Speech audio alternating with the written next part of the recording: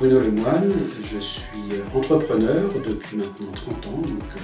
J'ai créé une entreprise en 1993, donc en 2023, ça fera 30 ans. Et cette entreprise a pour but d'aider des vignerons, pour le moment, à exporter leur vin, donc les marchés de destination étant les États-Unis d'Amérique principalement, le Japon et également probablement Israël. Donc je suis toujours en recherche de nouveaux débouchés. Et dans le cadre de cette activité, du fait que l'expérience a été acquise, certaines écoles plutôt supérieures me demandent des transferts d'expérience, comme à Unilassal en particulier. Alors, ma valeur ajoutée, donc, étant entrepreneur et étant un raccourci entre les producteurs de vin et le marché, c'est de permettre aux vignerons un accès beaucoup plus rapide sur le marché. Donc la connaissance des marchés de destination, réseau de distribution, la manière dont le vin peut être perçu, donc la sélection des vins qui vont correspondre en fait aux attentes du marché. Donc j'ai des formations classiques d'école de commerce, donc je suis diplômé 82 Sud de Coron, donc qui s'appelle Neoma. J'ai fait une licence en droit en 1983 et en fait là où j'ai appris véritablement le métier, c'est par mon père qui a été agent commercial en produits laitiers et qui m'a formé en fait à la vente tout simplement. Donc, pendant 7 ans, j'ai appris ce que c'était qu'un client, le respect d'un client, arriver et proposer des choses qui soient en cohérence avec ses attentes. Et j'ai doublé ça du fait que je suis parti au service militaire en Indonésie où j'ai pris le goût à l'international, à l'exportation. Et donc après ce service militaire en Indonésie, les 7 années passées dans le bureau de mon papa, j'ai repris les études complémentaires sur le campus de HEC, donc j'ai fait le MBA du groupe HEC, avec une idée précise en tête, qui était de créer une entreprise dans le but de permettre à des entrepreneurs français dans l'agroalimentaire d'exporter en Asie à une époque où c'était des marchés qui étaient considérés comme le grand export et compliqué pour des exportateurs français. Donc à l'époque, j'étais pas du tout dans le vin. J'ai travaillé dans mon domaine de prédilection qui était les produits laitiers, que j'ai étendu après ça à d'autres produits agroalimentaires, donc la marque Joker, William Sorin. Et c'est un client à Taïwan qui m'a fait rentrer dans le vin. Voilà, donc la dernière formation que j'ai donc faite, puisque j'ai souvent été à l'école, j'ai donc un master recherche et conseil à l'IE de Caen, ça c'était en 2012. Dans la perspective, alors c'est la deuxième activité qui est la mienne, de me spécialiser davantage dans l'enseignement, parce que je voulais passer une thèse. Donc, par rapport à mon activité d'exportateur, des compétences ont été requises ou reconnues.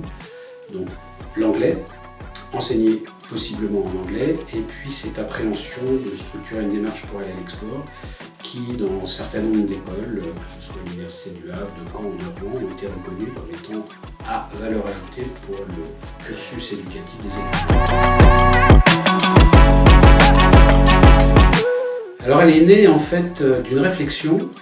Alors là je vais utiliser des outils que j'enseigne aux étudiants, c'est le truc classique, à un moment donné dans sa vie on se fait un SWOT personnel, donc il y a des opportunités, des menaces, et des forces et des faiblesses. Donc j'ai perçu à un moment donné, donc au moment de la création de mon entreprise en 1993, qu'il y avait une opportunité forte qui était le marché asiatique, qui était un marché en développement et fort peu courtisé.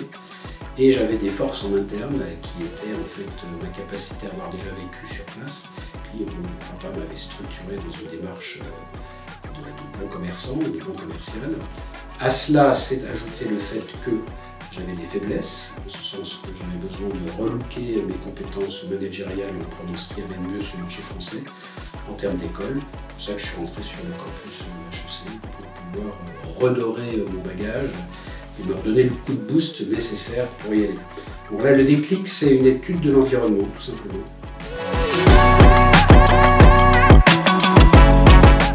La qualité principale dans le métier qui est le mien, c'est l'écoute. Donc il faut être sans arrêt curieux, mettre sous sa poche ses a priori. Donc on est là pour comprendre ce qui se passe, et puis après être effectivement très efficace. Et la réactivité est clé, c'est-à-dire que dans le métier qui est le mien, une question qui est posée, c'est la réponse dans l'heure qui suit. On ne peut pas se permettre de faire attendre un client. Donc on est dans une ère d'extrême réactivité et un client ne peut pas accepter qu'une réponse ne vienne pas rapidement.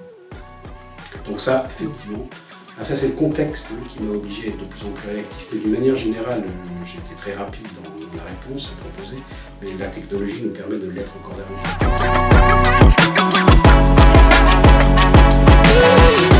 Tout simplement, j'ai le sentiment, à travers le secteur dans lequel j'interviens, qui est donc le vin bio et biodynamique, de faire un geste pour la planète, tout simplement. C'est-à-dire que je suis dans un univers où je me sens bien. Quand je me lève le matin, j'ai le sentiment de contribuer au bien commun. Parce que les vignerons sont respectueux de la planète par les pratiques culturelles qu'ils mettent en place. Et ça me porte, je suis très content. D'autant plus que c'est un produit qui est culturellement fort, parce que c'est la convivialité. Donc quand j'ai le sentiment d'avoir réussi l'exportation d'un vin sur un territoire, je me dis punaise, ce vin va être consommé par des Américains qui est au fin fond de la France, dans une localité qui n'est pas connue. Et il y a donc des Américains qui à un moment donné vont ouvrir cette bouteille, ils vont voir un bout de terroir français qui est sur leur terre. Moi, je suis particulièrement fier et heureux d'arriver à transmettre ce savoir-faire loin, sur des territoires où des personnes ne vont pas avoir le temps ni le plaisir d'aller acheter la bouteille. La bouteille vient à eux et ils se régalent. Alors la zone d'ombre, je crois que c'est lié avec l'âge, tout simplement. C'est qu'on vieillit, donc on devient peut-être moins résistant, tout simplement. Donc la zone d'ombre, c'est quand il faut entreprendre des voyages lointains, eh bien on est moins actif, réactif, on est plus fatigué. Et donc on est moins productif. Donc il faut arriver à calibrer sa vie pour pouvoir toujours être bon et se respecter soi-même. Parce qu'on ne peut pas lutter contre son corps, j'y crois pas.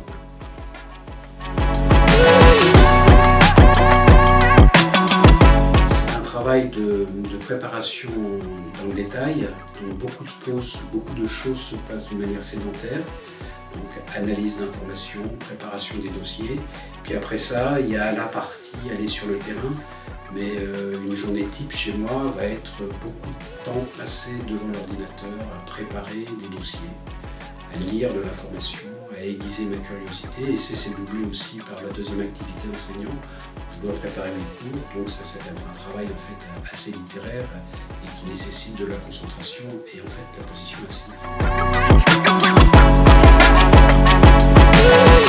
Je pense que c'est les fois où j'ai réussi à vendre la première fois en Asie. Donc un bon travail de prospection. Les Asiatiques sont des gens qui prennent le temps de la réflexion avant de se décider et ils vérifient que l'homme est digne de confiance, plus que le produit. Et donc il y a tout un passage obligé à travers des attentes, des interrogations, des retours de déplacement où vous mettez bien en lien vos actes et vos paroles. Et au bout d'un an, 12 mois, 14 mois, vous arrivez dans un restaurant. Donc ça s'est passé en Malaisie. À l'époque, j'étais en charge de pâtes italiennes, la marque s'appelait Ital Pasta. Et m'invite dans un restaurant, ils sont 4 ou 5 autour de moi, je me dis là il y a un truc qui est en train de se présenter.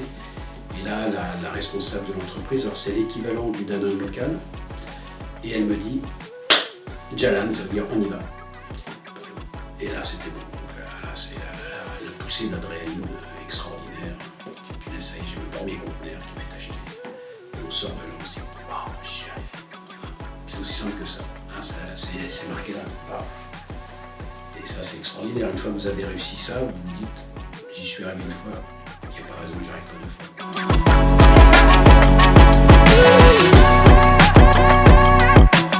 Ah, il faut être patient. Alors, quand on se lance dans un projet de création, il est difficile de déterminer avec certitude quand on va commencer à réussir à en vivre. Donc je pense qu'il y a plusieurs éléments qui vont permettre de répondre à cette question. C'est jusqu'où vous situez le curseur pour être heureux par rapport à ce dont vous avez besoin pour vivre. Ça c'est l'élément clé. Ça va vous permettre de résister ou pas résister par rapport à ce dont vous avez besoin pour vivre. Et après ça, la deuxième clé, pour moi, c'est l'envie. C'est l'envie de vouloir continuer et de croire en soi. Donc, croire en soi. Il y a que vous qui portiez le projet, donc il faut croire en soi. Et malgré les obstacles, c'est continuer. Donc voilà, c'est ça en fait, pour moi, les clés principales. Alors, mon métier, tout ça c'est structuré par la technologie maintenant. C'est-à-dire que la valeur ajoutée qui est la mienne actuellement serait probablement plus difficile à maîtriser avec la technologie présente, en ce sens qu'un vigneron a la capacité de pouvoir appréhender le marché presque directement avec son site web, voire même faire en vente directe. Donc utiliser un intermédiaire et pas forcément maintenant une opération qui serait à valeur ajoutée dans le contexte actuel. C'est-à-dire qu'un vigneron bien doué peut très bien s'affranchir, s'il le souhaite, d'un metteur marché comme le mien. Donc là, il est clair que si on prend l'image du SWOT, il y a dans mon métier des menaces qui sont évidentes. Alors comment s'affranchir de ces menaces, continuer à travailler? Moi je suis sorti du système, donc les conseils, mon expérience me permet de dire que maintenant je vais sortir du métier. Par rapport à des personnes qui souhaiteraient appréhender le métier, alors ça c'est un vrai questionnement. Je ne suis pas habile au niveau technologique, pas suffisamment peut-être pour provoquer cette valeur ajoutée qui serait nécessaire maintenant. Donc là j'ai pas les clés pour répondre. Ouais, des anecdotes, je vais vous en donner une que de temps en temps je relate en cours, donc c'est une anecdote culturelle. Donc je suis en négociation en Corée du Sud. C'est la première fois où je mets les pieds en Corée. Et donc je m'informe. Comment fait-on pour avoir un rendez-vous professionnel et éviter de heurter le correspondant? Donc je me mets en relation avec la Chambre de commerce et d'industrie de Corée. Et ils mettent à disposition un survival kit, donc un petit bouquin où on donne ce qu'il faut faire. Donc à quelle heure il faut arriver pour le rendez-vous, la tenue vestimentaire, etc. Et donc j'ai appris qu'il faut que je sois habillé en couleur sombre, et puis arriver à l'heure, inviter plus exactement le premier correspondant dans l'hôtel continental dans lequel vous êtes, et puis vous faire un petit déjeuner matinal, parce que c'est une étude où il y a beaucoup d'embouteillage, donc faire en sorte que le premier rendez-vous du matin pour lui soit un plaisir, il vient tôt, pas d'embouteillage, et on lui sert un petit déjeuner continental, ce qu'il n'a pas l'habitude d'avoir. Et en tenue vestimentaire, on me donne code couleur sombre, cravate. J'ai pas de cravate, c'est toujours nœud papillon, ce que je porte aujourd'hui. Et je savais qu'il fallait que je porte un nœud papillon sombre, donc je mets mon nœud papillon le plus sombre qui soit avec les ténors.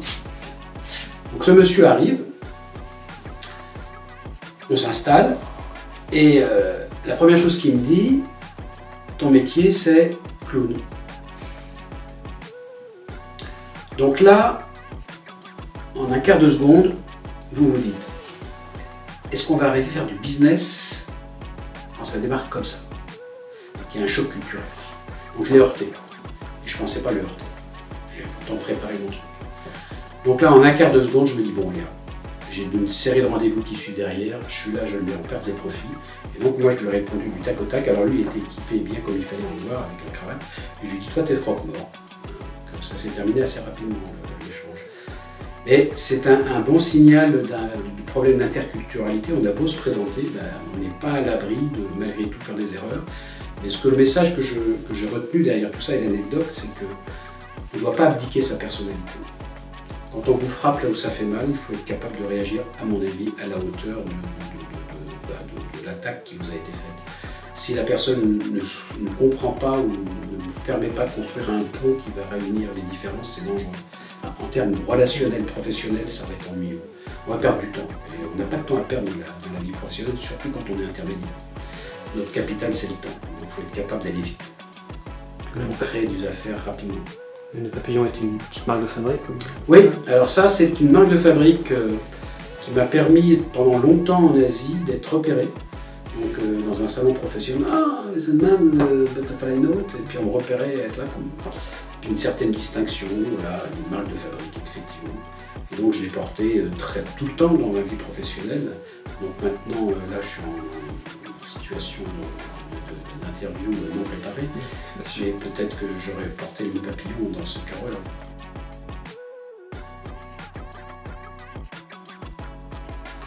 Eh bien, je pense qu'il faut avoir confiance en soi. Et on a 2 enfants, on a 2 filles qui sont en train de préparer leur entrée dans la vie professionnelle. Et c'est vraiment le conseil structurant que je leur ai donné. Et dans le contexte actuel, qui est un contexte d'incertitude extrême, avec les événements géopolitiques qui structurent notre monde, je pense que pour pouvoir prendre une décision, s'il y a vraiment un rocher sur lequel il faut s'accrocher, c'est ses valeurs profondes. Donc c'est ce que je dis à mes filles, à mes enfants. Pour votre projet professionnel, qu'est-ce qui vous fait vibrer le matin en vous levant? À quoi croyez-vous? Quelles sont vos valeurs profondes? Et essayez de trouver un milieu professionnel dans lequel vous allez être en adéquation. Moi, mes valeurs profondes, je les connais. C'est la liberté. J'ai structuré ma vie professionnelle autour de la liberté.